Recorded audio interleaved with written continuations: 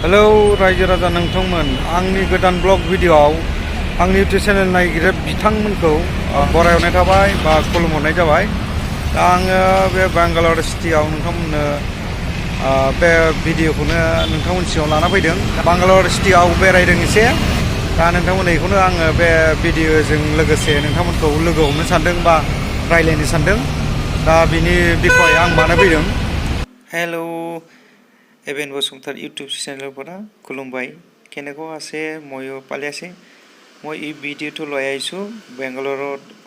আইছো অলপমান আপনার কারণে লগ পাম এই ভিডিও বিষয় এই কারণে আনিছো আর ভাল লাগে যদি লাইক আর শেয়ার কমেন্ট করিবি চারিয়ালি আর थाङो बेयो एयारपोर्ट आङो बे लामाजों थांगोन दा बे बेंगालुरु सिटिनिफ्रायनो दा आङो 24 तारिखआव थांनो जागोन 24 तारिखआव आङो फ्लाइट टिकेट दानखाबाय। এই ভিডিওটো কিয় লৈ আইছো মই আপনার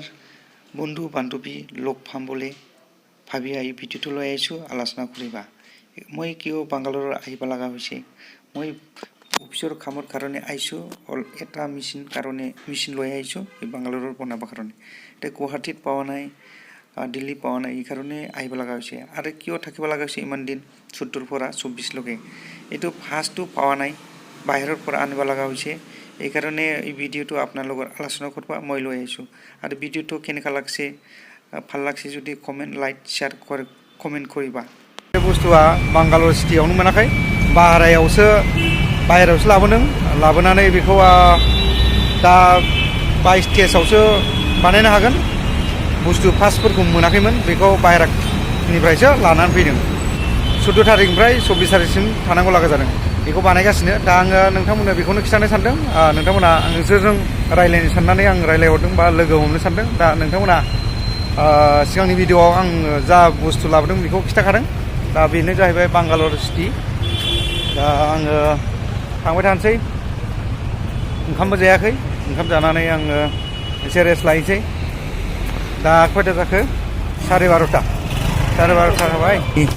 ओंखाम जाग्रा हटेल 5 स्टार हटेलखौ नोंथांमोननो आङो खिथागोन दा 5 स्टार हटेलाव माबायदि ओंखाम मोनजायो बा ओंखाम जायो आं बे हटेलखौ नोंथांमोननो लानानै फैगोन बा खिथानो सानदों। दा हटेलानो जाहैबाय 2 स्टाराव जाया 3 स्टाराव जाया 4 स्टाराव जाया 5 स्टारावसो जागोन आं लोगोफोर नोंथांमोननो आं दा 5 स्टार हटेलखौ खिथागोन माबायदि बिराद मोजां नोंथांमोना भिडिअखौ जोबजासिम नायलांबानो जाबाय 5 स्टार हटेलखौ नुगोन दा 5 स्टार हटेला माबायदि नोंथांमोना नुनो मोनगोन आरो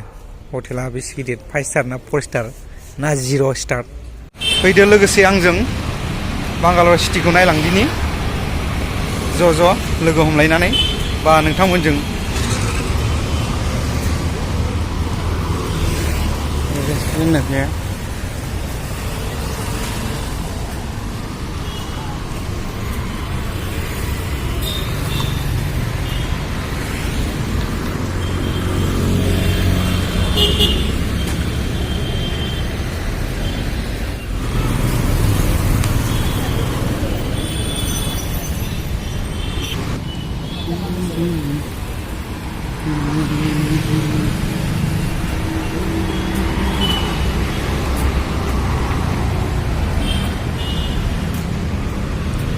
Astagfirullah.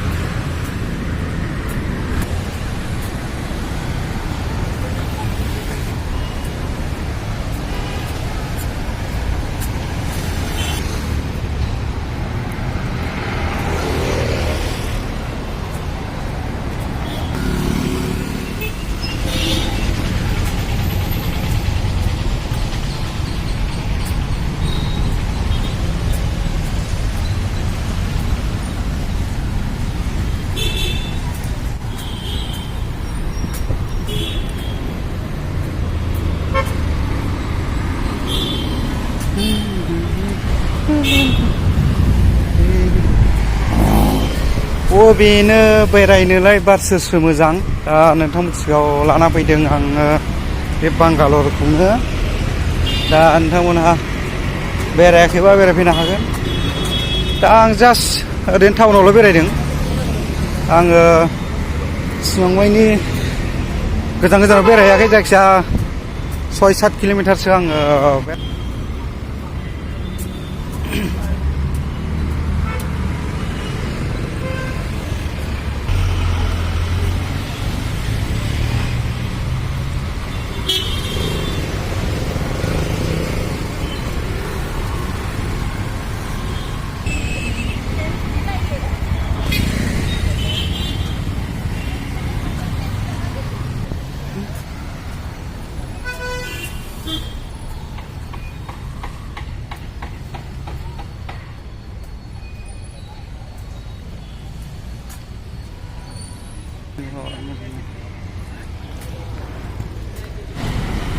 गारि स्टेन्ड बिराद मोजां बेयाव जिरायनानै गारिखौ बासफोरखौ नेयो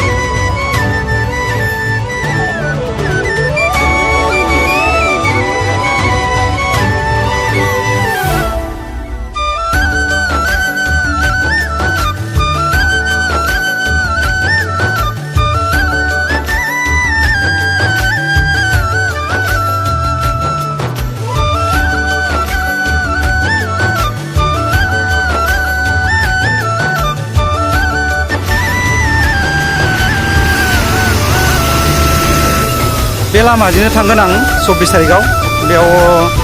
बास डाइरेक्ट मोनो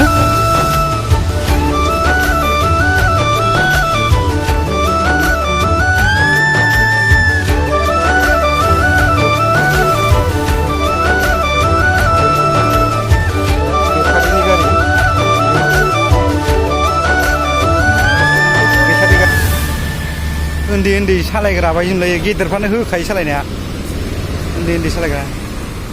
नै बेहाय नेफैगोन आङो बेखिनियाव नेगोन आरो आं एयारपर्टआव थांखायो डाइरेक्ट गारिया बेजों थांगोन आरो आं नै बेजों ओरै थांगोन बे थांगोन डाइरेक्ट एयारपर्ट दा ओमफ्राय आङो नै बेजों थांसै बेजों थांनानै आङो बे थाहैसिगोन आरो दा बे सिंजोंबो दं लामा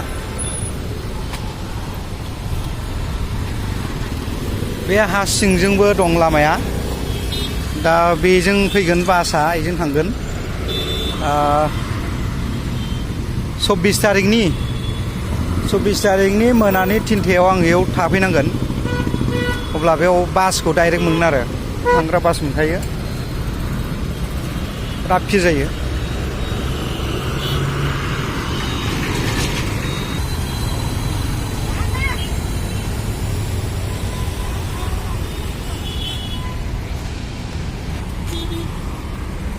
दा नैबे लामाजों थांसै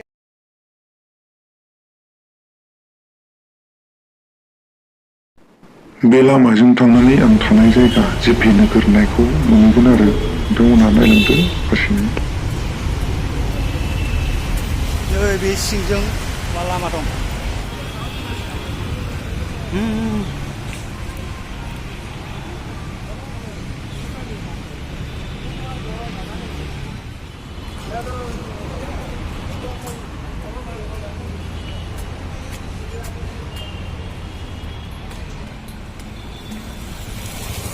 हा सिंजों थांनाय लामाखौ दिन्थिगोन आं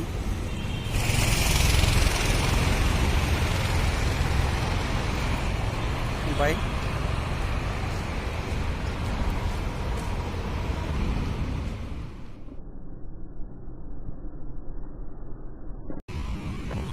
फिसा गारिजों होलांबाय हम डिलिभारि होनो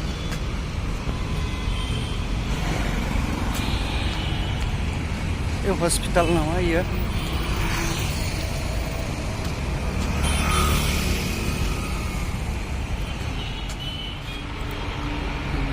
औवा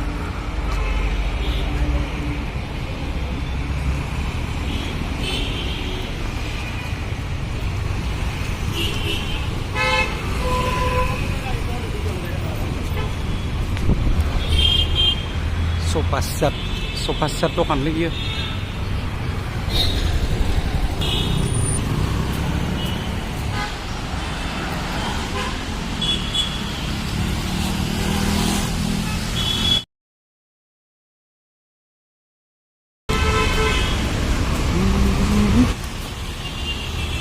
हिनजावानो सालायबावो नै गारिखौ मालाय बिराद गिदिर सालायबावो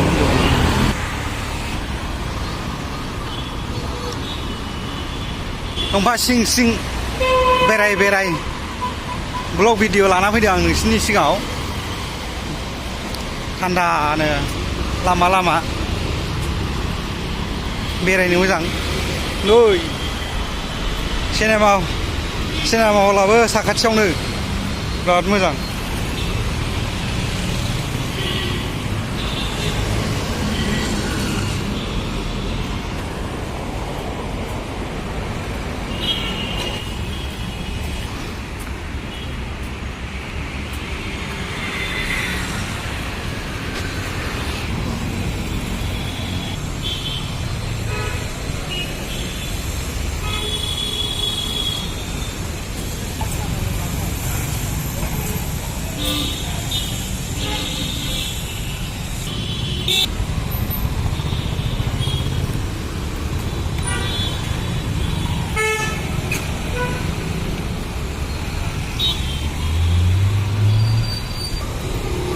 फिर जायो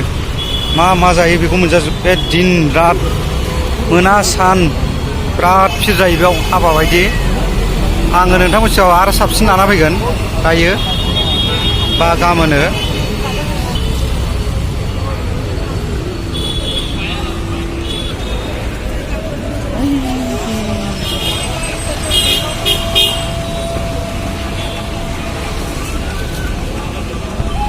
बिराद फिर जायो बेयाव मोना सान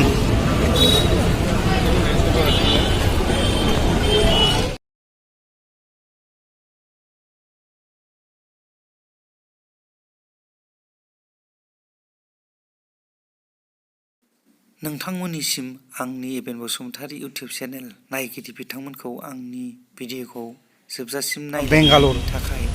बेंगालर जिपि नोगोर खुलुमनाय सिबिनाय जासिहरबाय दा नोंथांमोना नायलांदो जोबजासिम आंनि भिडिअखौ अननानै लाइक दा ओंखाम जानोसै आं नायलांबाय थादो नोंथांमोनहा